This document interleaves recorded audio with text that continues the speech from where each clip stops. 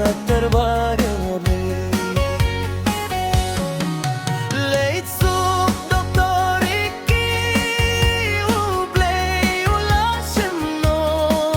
ya kajing jong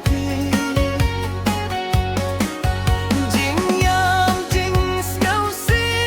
ki ummat ki jau ki tui ti baye jebat thôi jong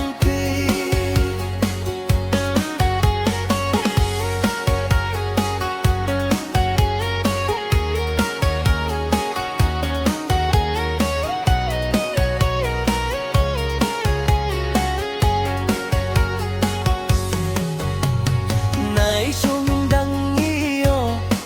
unong dialam kumapi haparliament maruai pien banya say na Bynta jong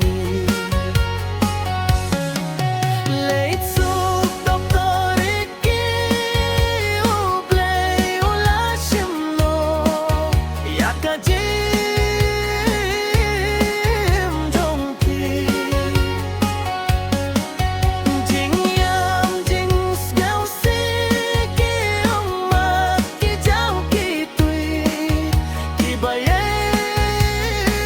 jebat thôi jong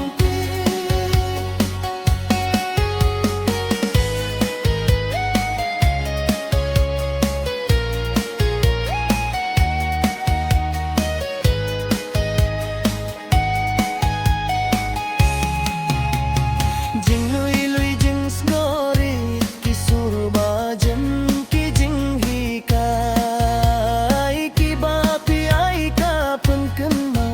bat penjau umat lang lagi